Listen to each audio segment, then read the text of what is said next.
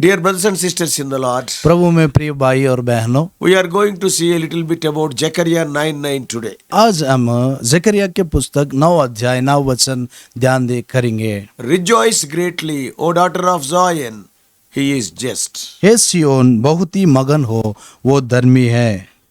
Zechariah 9:9 is a powerful and joyful prophecy. जकरिया के जो पुस्तक 9 अध्याय 9 वचन है, ये बहुत आनंदित का और भविष्यवाणी है। Why it is so joyful? क्यों ये इतना आनंदित का वचन है? Because the announcement of the arrival of a king who will bring peace and salvation is announced. और वो जो शांति देने वाला है और आनंद देने वाला वो राजा के बारे में ये प्रकट करने का वचन है। The people of Zion and Jerusalem, they are called to rejoice. सियोन और यरूशलेम के जो लोग हैं, वो लोग आनंद होने के लिए बुलवाया गया है। Because this king is different from other kings. क्योंकि ये जो राजा है दूसरे राजों से अलग है। Yeah, they can trust him because he is righteous, victorious and humble. वो जो राजा है वो धर्मी है, वो दीन है, वो जो विजयवंत राज है। The detail about riding on a donkey, वो राजा ने वो गधे के ऊपर जो आने का जो है, that speaks of his humility वो यीशु में वो परमेश्वर का जो दीन स्थिति दिखा रहा and है also his mission of peace. और जो समाधान का जो काम है उसके बारे में दिखा रहा है। And contrasting the war horses of earthly rulers. और जो इस दुनिया में इस संसार में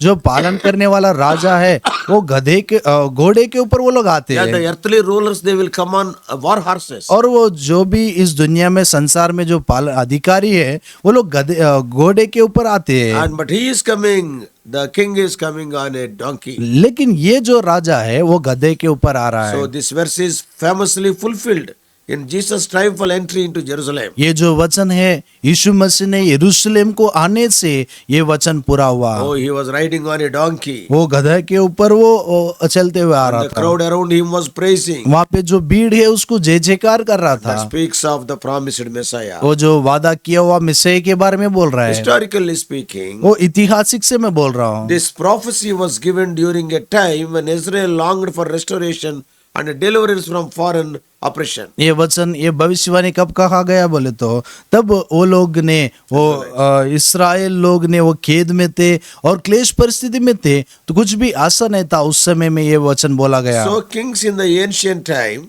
पूर्व दिनों में जो राजा है yeah, typically they were riding horses. वो लोग ने वो घोड़े के ऊपर चल के आ रहे Yeah, थे। during the times of war. वो युद्ध के समय में होता था। But a donkey symbolizes peace. लेकिन ये जो गधा है वो शांति का जो उदाहरण है। By portraying the Messiah on a donkey, ये जो मैसाया ने गधे के ऊपर आने का जो विषय है, and Zechariah emphasized that the king's reign would not be marked by violence but by justice. ये जो जकरिया ये कह रहा है कि ये जो राजा का जो परिपालन है वो लड़ने से नहीं होता, ले शांति से ये पालन होता Yeah, है। that reign will be the reign of justice, humility and peace. ये जो पालन है वो दीन से और न्याय से और शांति से होने का है। For the Jewish people of Zechariah's day, जकरिया के दिनों में युदाओं के प्रजाओं का परिस्थितियों so में this message of hope pointed forward to a time of ultimate salvation. और वो जो अंतिम में जो उद्धार है उसके बारे में ये जो विषय दिखा रहा है। And this verse reveals the character of God's chosen king. ये वचन और परमेश्वर ने जो चुना है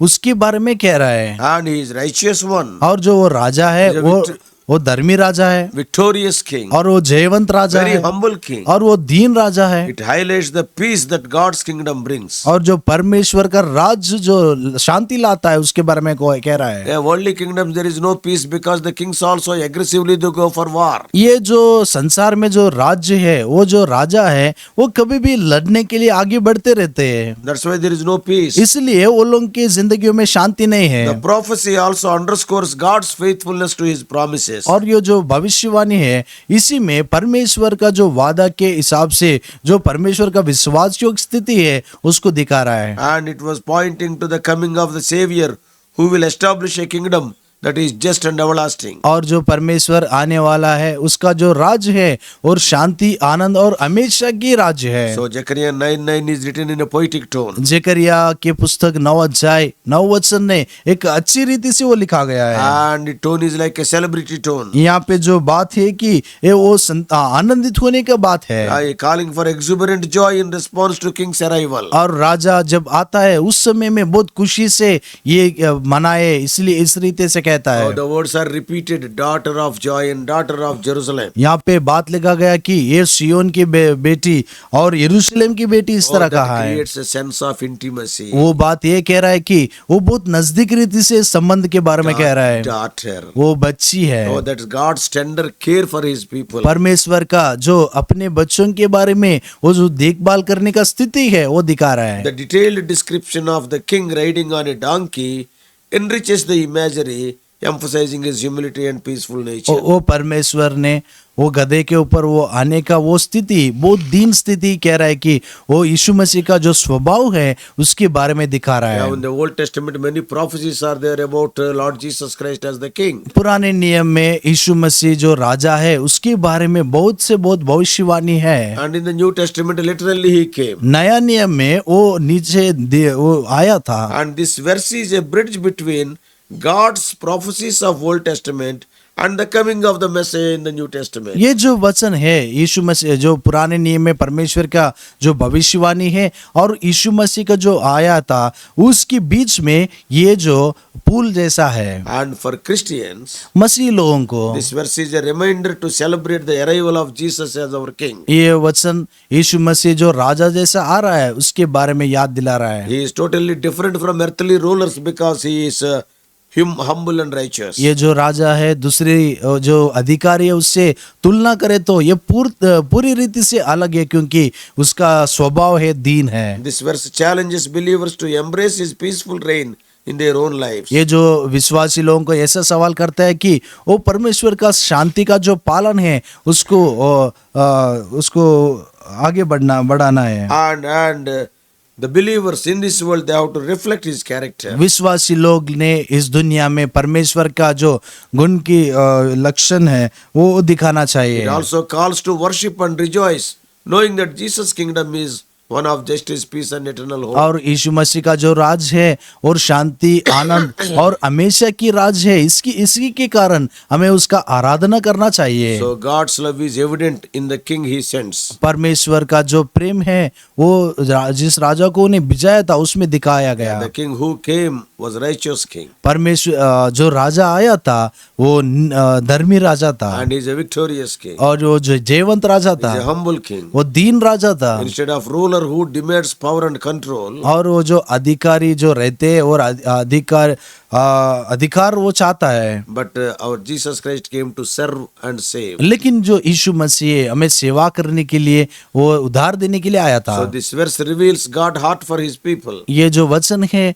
परमेश्वर ने अपने लोगों के बारे में जो उसका मन कैसा है वो दिखा रहा है। Oh, he is offering a king who truly brings peace and salvation to every one of us. हम सभी लोगों को शांति और उद्धार देने का राजा के बारे में ये कह रहा है। So this prophecy is directly fulfilled in Jesus Christ. ये जो भविष्यवाणी है ये भविष्यवाणी यीशु मसीह में पूरा हुआ था। If you read Matthew 21, मत्ती सुसमाचार 21 अध्याय हम पढ़े तो if you read the first 11 verses, पहला 11 वचन हम जब पढ़े तो when Jesus rode into Jerusalem on a donkey, यीशु मसीह जब वो गधे के ऊपर यरूशलेम के अंदर आया था he declared himself as the promised Messiah. वो वादा किया हुआ मैसिया बोलकर वो प्रकट किया He था। declared himself as the king that brings peace. वो शांति देने वाला राजा जैसा वो कहा प्रकट किया था। His humility was displayed throughout his life and ministry. उसका दीन स्वभाव उसका जो सेवा के दिनों में वो दिखाया गया। Even obediently he went onto the cross. वो परमेश्वर ने आज्ञा मानकर वो क्रूस पर गया था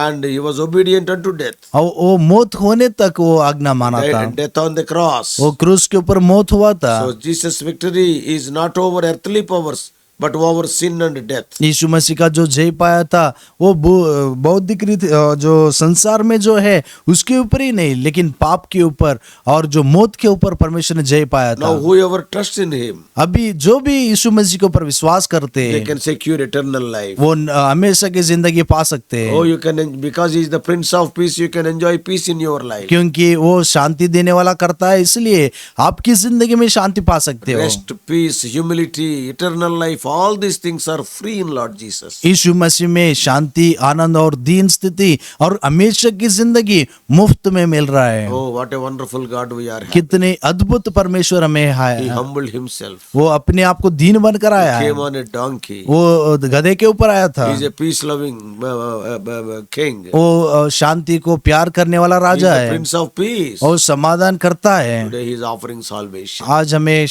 उधार दे रहा है, He is offering salvation. वो आज हमें उधार दे रहा था।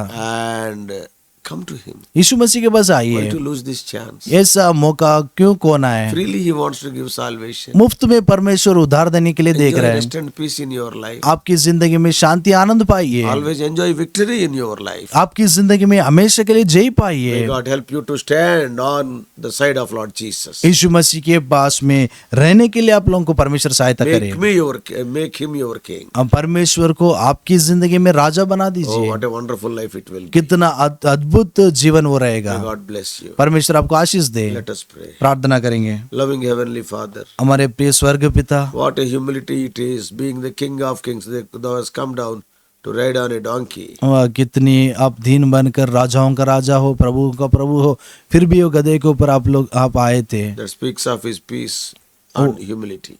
वो आपका शांति और दीन स्वभाव दिखा रहा है। Lord, you are meek. प्रभु आप दीन हो। Oh, that's what we read in 11:29 of Matthew. वही बात हमने मत्ती सुसमाचार 11 अध्याय 19 वचन में हम पढ़ते हैं। Give us the same characteristics. वही बात हम वही चीजें हमें दीजिए। In Jesus' precious name we pray. यीशु मसीह के अमूल्य नाम से प्रार्थना मांगते हैं प्रभु, आमीन। परमेश्वर आप सबको आशीष दे। और भी अधिक आत्मिक संदेशों के लिए John Victor Hindi messages channel को सब्सक्राइब कीजिए।